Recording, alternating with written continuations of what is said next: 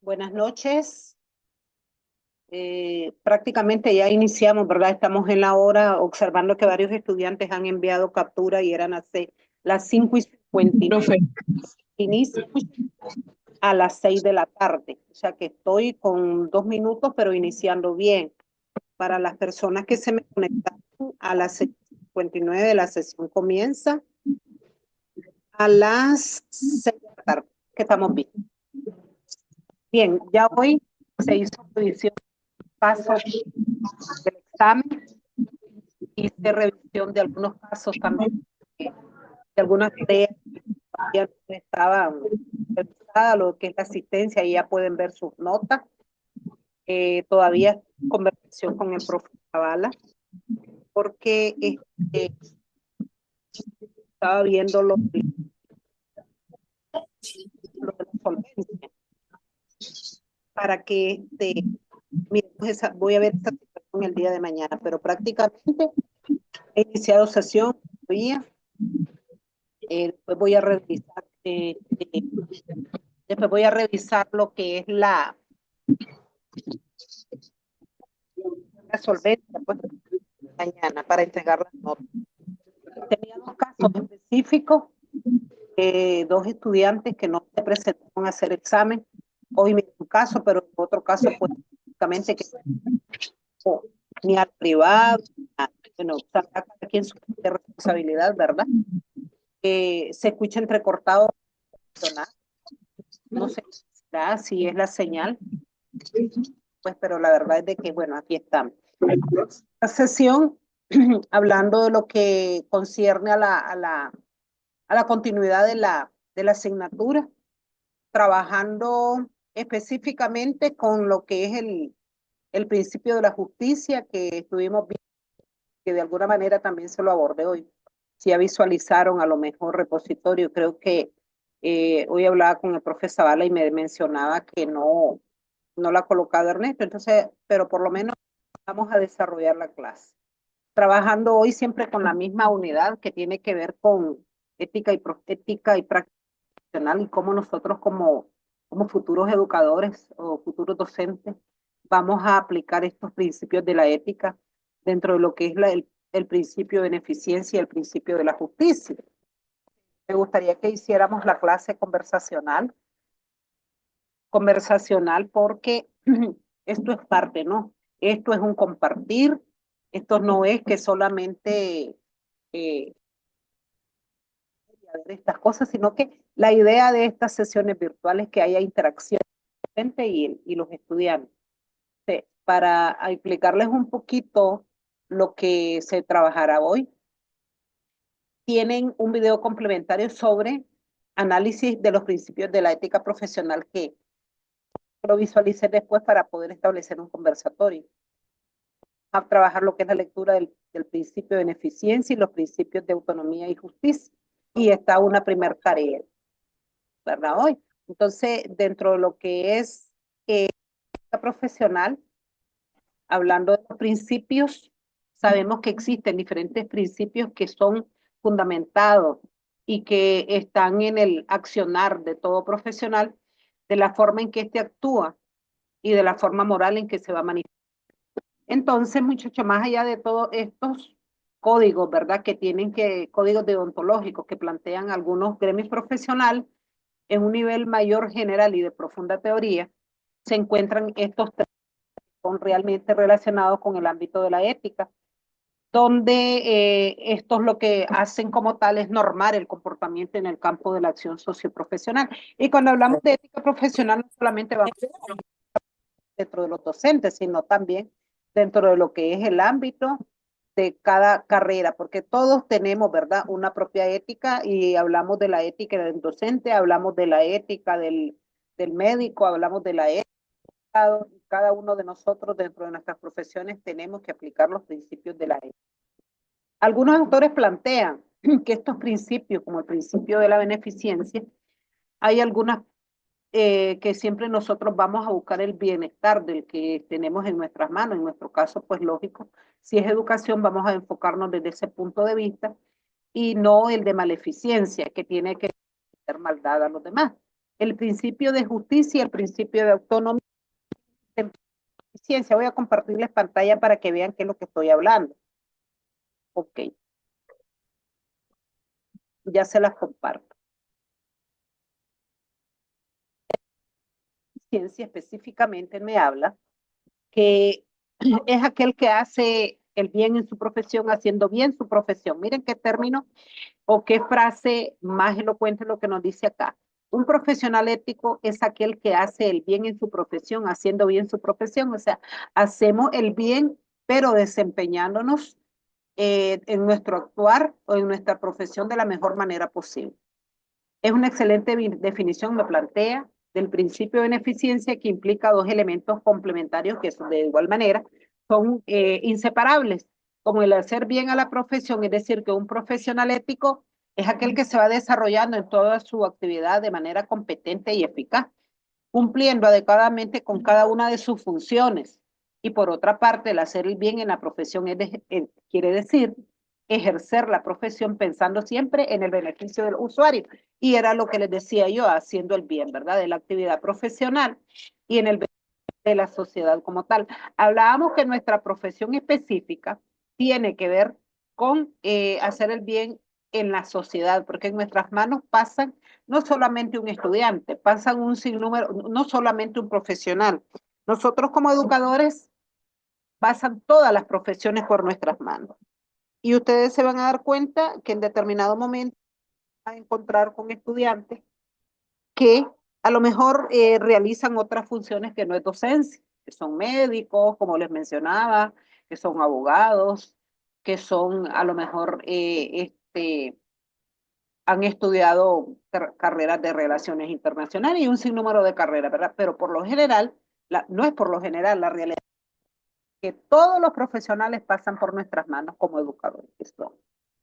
Entonces me dice acá, en el beneficio de la sociedad de manera que se cumpla con el bien interno. Eso nos hace sentir bien a nosotros como profesionales y que aporte el bien específico para el que fue creada.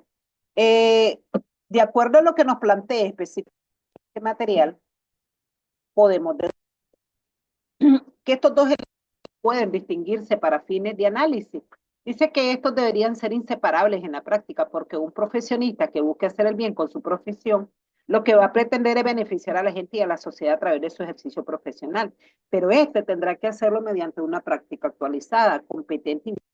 Si nosotros analizamos eh, el ir y venir de lo que es educación, en lo que a mí respecta, yo he visto un sinnúmero de cambios que se han venido desarrollando en el ámbito educativo. Y cuando hablamos de cambios, me voy refiriendo a los modelos, ¿verdad? O el modelo constructivista, el modelo por competencia. Y cada uno de ellos, como tal, es buscar la mejor enseñanza o el mejor aprendizaje en los estudiantes o a las personas con quienes tenemos en nuestras manos. Si ustedes estudiaron psicología, porque de hecho lo tienen que haber hecho, ¿por qué digo que lo tienen que haber hecho? Porque nosotros para poder trabajar con seres humanos tenemos que conocer el desarrollo de cada uno de nuestros estudiantes para poder entender. La psicología me puede apoyar, la psicología del desarrollo humano me puede ayudar a entender el comportamiento X de determinado estudiante. Y esto pues va a beneficiarme a mí como educador y al niño también porque va a haber una interacción que me va a permitir desarrollarme de forma plena en lo que es mi ámbito. Me dice, mediante una práctica actualizada. ¿Qué quiere decir eso? Que todas las profesiones debemos de vivir actualizadas. Si nos vamos desde el mundo, desde el punto de vista de la tecnología, actividades no se hacían, pero que ahora sí las hacemos, utilizando a lo mejor videos que me pueden servir para enseñar X contenido. Cómo yo puedo utilizar un video para que los muchachos puedan visualizar, realimentar lo que es el speaking, ¿verdad?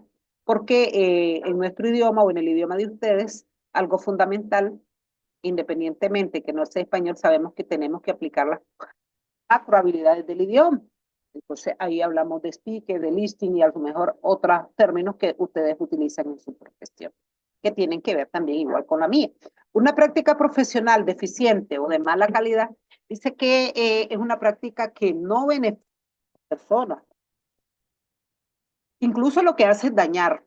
El ejercicio ético no consiste solamente en buenas intenciones o buen corazón, sino en las acciones eficaces que me pueden conllevar, como les mencionaba, aprendizaje significativo.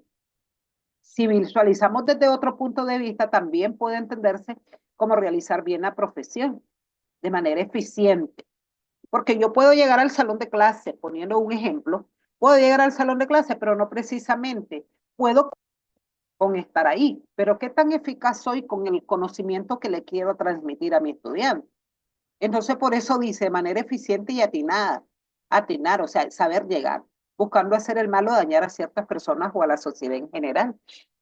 Eh, es común encontrar unas afirmaciones, dice, y la mayoría de personas mencionan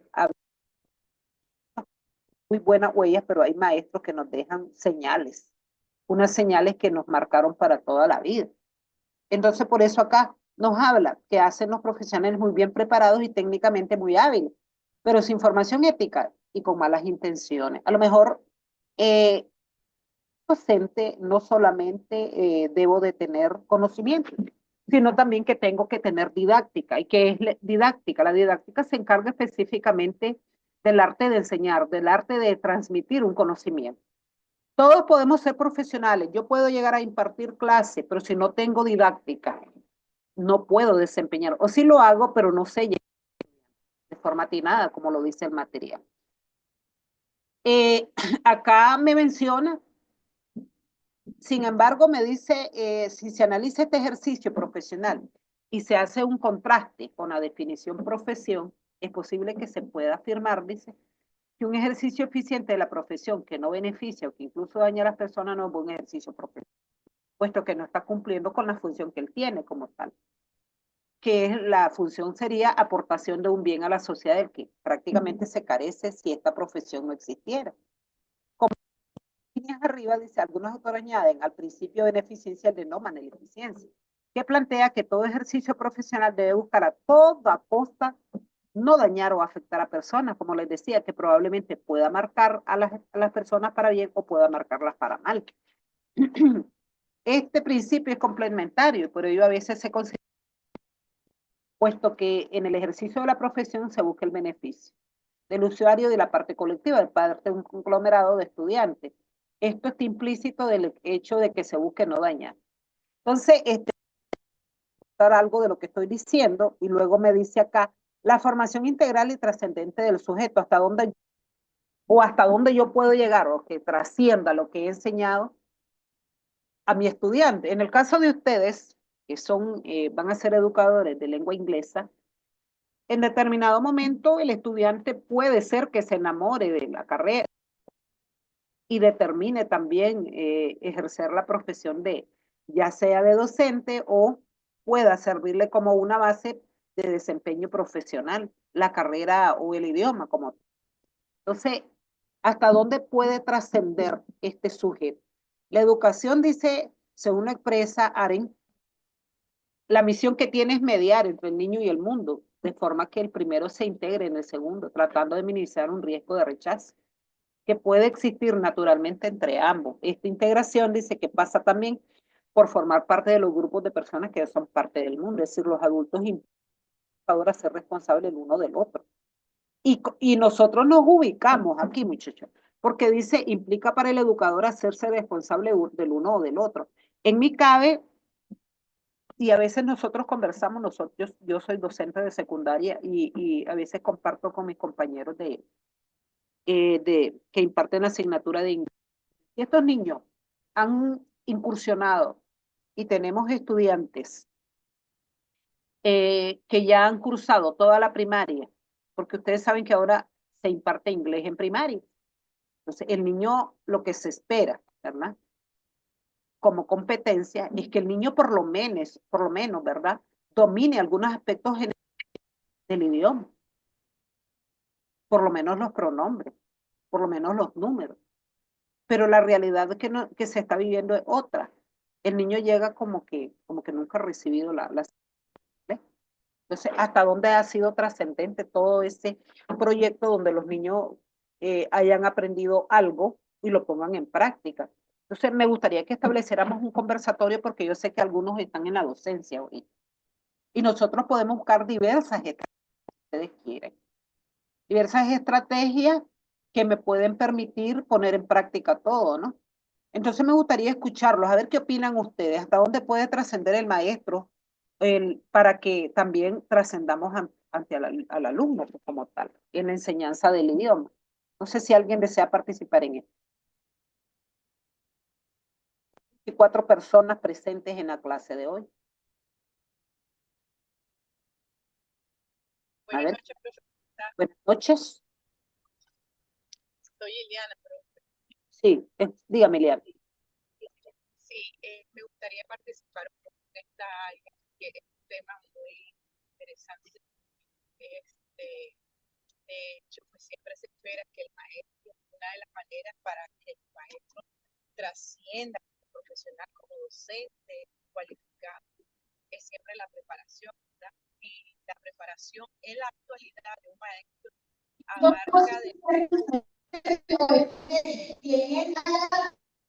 abarca desde la parte no solamente la metodología, ¿verdad? Que ya sabemos que está la metodología y la didáctica, sino también la parte socioemocional del maestro mismo, de tal manera que le permita ser un docente estable mental y emocionalmente y poder lidiar con ciertas cosas que maneja el alumno de conducta, que ya sabemos que los problemas de conducta de un alumno vienen desde el hogar, ¿verdad? Pero tal vez no resolver, pero sí por lo menos guiar, motivar siempre en el área de la educación al alumno para que éste también pueda trascender no solamente como un estudiante, sino como un profesional de mucho provecho. Esa sería mi participación de momento. Muchas gracias, Liana, por tu participación. Atención, si ustedes están visualizando, voy a marcar donde me menciona el educador es entonces un ser privilegiado en la construcción, no solamente de una cultura, sino como una consecuencia de ello en la sociedad, de la manera como sus alumnos ven al mundo, de las distintas perspectivas con que interpretan este mundo, a su existencia social, realmente nuestra función como educadores. Entonces, el educador dice, es entonces un ser privilegiado. ¿Por qué se podría considerar un ser privilegiado? Tiene la capacidad, la ventaja, el aprovechamiento de influir sobre otra mente, sobre otro ser humano, sobre otra persona, de manera que su influencia radica siempre en ser positiva. Y asimismo es como nosotros también podemos ver que hay alumnos que en su momento deciden formar parte de la docencia bajo la inspiración o sobre la inspiración de un maestro, ¿verdad? Ok, entonces dice, ¿cómo asumimos los educadores la responsabilidad? ¿Realmente estamos preparados para tomar el lugar que nos corresponde en la gran trama social? ¿Nos preparamos de manera de crear conciencia entre nosotros mismos de la importancia de nuestro rol? Miren cuántas interrogantes. ¿Estamos conscientes de todo lo que implica nuestro trabajo? A lo mejor cuando ustedes estudiaron o decidieron, optaron por esta carrera, probablemente algunos no hayan tomado, ¿verdad? No, la decisión pensando en que iban a educar. O ustedes saben que lo que es la carrera de ustedes pueden, independientemente que sea enseñanza de lengua inglesa, ustedes perfectamente pueden tener otros perfiles como educador, no solamente como educador, perdón, sino también que muchos de ustedes trabajan en call center, o a lo mejor no se les ocurrió jamás, esto iba a ser el enfoque de la carrera como tal. Pero miren el ser educador, hasta dónde nos puede llevar. porque en determinado momento, cuando se carece de empleo, precisamente nos ponemos a pensar, bueno, si, ok, si no tengo trabajo como en un call center o a lo mejor no tengo trabajo eh, para a lo mejor para traducción, porque yo puedo servir como traductor también, voy a ser educador. O sea, toman como tercera opción el enseñar. Pero ¿hasta dónde nosotros estamos conscientes de la responsabilidad que conlleva esto? Interrogantes. ¿Estamos preparados para tomar el lugar que nos corresponde? ¿Nos preparamos de manera consciente de la importancia que tiene nuestro rol? ¿Estamos conscientes de todo lo que implica nuestro trabajo con los alumnos? Bueno, él dice acá, en el fondo sabemos cuando ingresamos a este oficio de todo lo que se trata. Miren cuántas interrogantes que a lo mejor hasta el momento hemos llegado a, a desarrollar o a lo mejor a analizar. Quiero hacer un personal aporte presentando reflexiones teóricas sobre el rol social del educador y el proceso mediante el cual se forma. Entonces, como les mencionaba, en determinadas situaciones yo puedo entrar en este dilema, ¿no? Realmente es esto lo que yo buscaba cuando me matriculé en la universidad. O muchos piensan, y, y aquí entra, cabe, ¿no? Lo que estuvimos viendo en la sesión pasada. Y ustedes me decían, sí, maestra, pero por lo menos nosotros estamos conscientes que somos el ser, pero que vamos a tener todo, ¿no? Y el tener es aquello que nosotros pensamos en la parte económica. El educador, pues, rara vez se va a volver con suficiente plata como para poder desempeñarse en la docencia. Entonces, a lo mejor pensando, ¿no? Y como ustedes haciéndome algunas reflexiones y decir, ok, me matriculé y puedo trabajar en un colegio bilingüe, pagan muy bien, pero en un momento dado se me puede presentar la ocasión, a lo mejor, de ir a una secundaria o de ir a una primaria, a un colegio público, y ahí voy a conocer otras situaciones que difieren totalmente de lo que es la parte privada, donde el niño, y aquí entra lo que es la vocación, todas aquellas condiciones que el niño del colegio privado no las tiene el colegio del niño del colegio público. Entonces, y no de llevar, yo siempre lo he dicho, a veces digo yo, toda esa parte que yo he aprendido, la docencia, la enseñanza, las estrategias, la didáctica, la pedagogía, la psicología incluso, ¿pueden servirme realmente? Sí, pues porque las voy a poner en práctica. Entonces, la educación hay que trabajarla como un fenómeno que tengo acá. Dice que la educación es un fenómeno social, es a estas alturas una idea que nosotros asumimos por todos aquellos que algo tienen que decir acerca de ella. Mientras que la sociología se ocupaba de ello, ahora lo aclaran de la siguiente forma: la educación como común en función del estado social. Cada sociedad busca realizar en sus miembros, ya sea por la vida de propio.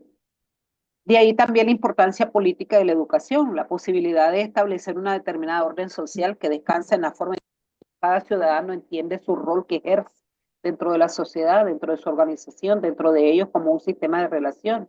Y a lo mejor también en esa forma de entendimiento que nosotros probablemente podemos hacerla posible a través de la educación de las personas. Y poniéndoles un ejemplo clarito y como educadores, es ir, trasladarse a aquel lugar donde la gente nos necesita más, como cuando surgió la Cruzada Nacional de Alfabetización, que íbamos a llegar, ¿no? A dar clase a personas realmente que lo necesitaban, y ahí nos sentimos súper importantes nosotros porque ejercimos una función que realmente eh, la teníamos previsto que no iba a ser. Algunos lo hicieron y se trasladaron a lugares lejanos, fuera de su familia, a trabajar esa labor social. ¿Me entienden? Entonces, es eso, ubicarnos, ¿no? ¿Qué es lo que hemos hecho? Pretendemos exactamente. Entonces, este material está como para que trabajemos esa parte. esa parte de la beneficencia. Luego tenemos acá que la educación es un social. Yo parece el principio de beneficencia que dice que prácticamente aquí se interpreta como una visión profunda, asimétrico entre lo que el profesional y el usuario de los servicios. Pero aquí, para esta partecita que tenemos por acá,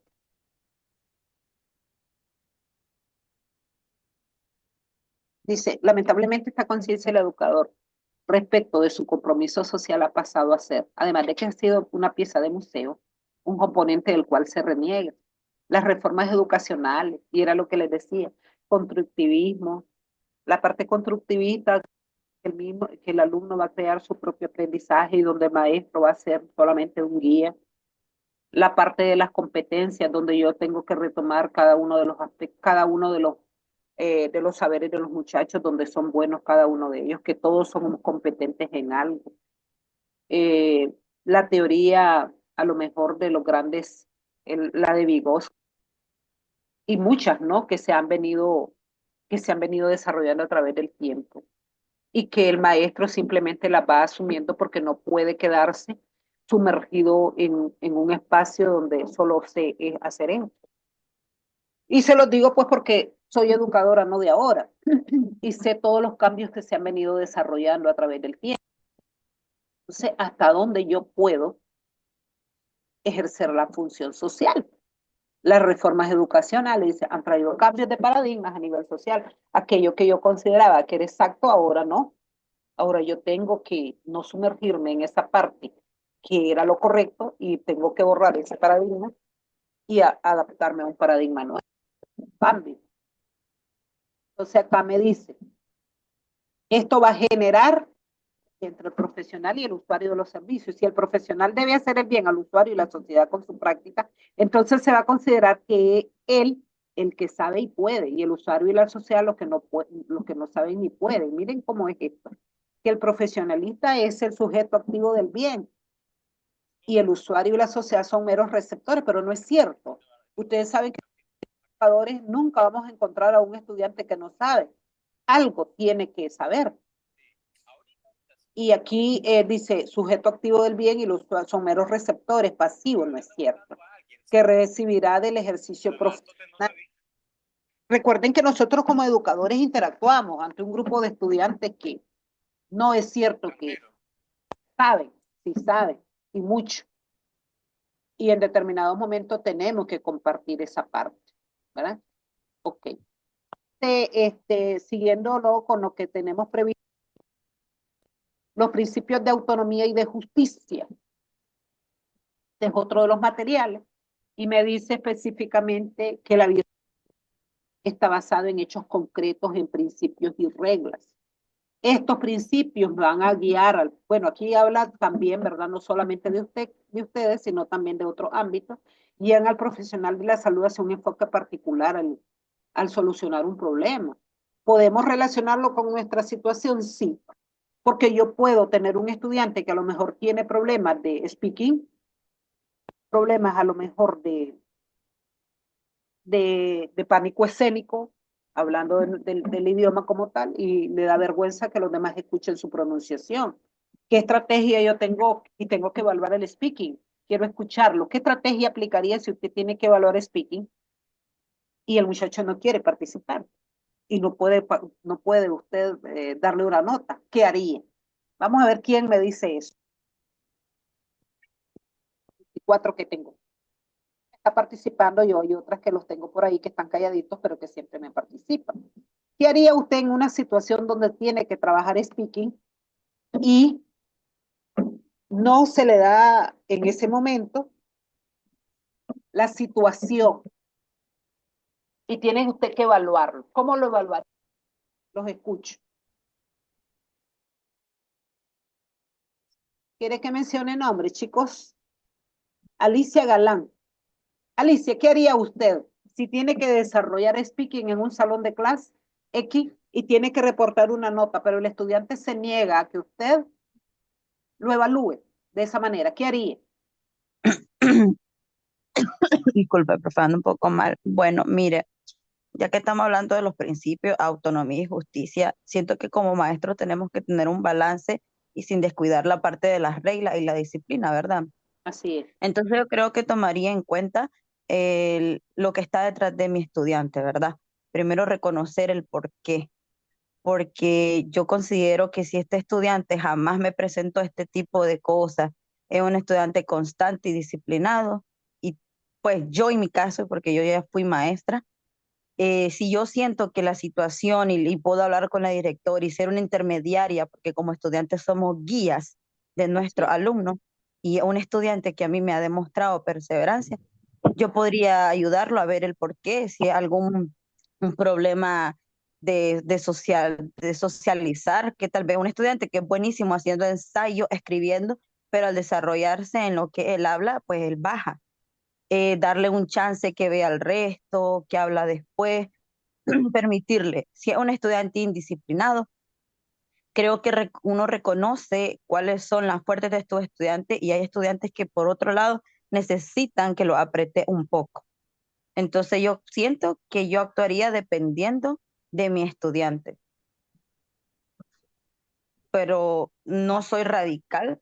No sé si eso como maestro sirva mucho. Yo lo fui y yo siento que cuando soy un maestro comprensivo, los estudiantes mismos te ayudan a ti como maestro, porque ellos saben que vos los querés escuchar y ayudar, porque no somos sargentos. Eso a mi parecer, pues esa es mi metodología y mi pensamiento, si fuera el caso. Bueno, déjalo ya. Ya. Ok, quiero escuchar otra participación de Ariel Altamirano Lindo. Ariel, te tengo presente porque sos el primero de mi lista. Sí, profe. A ver, te escucho.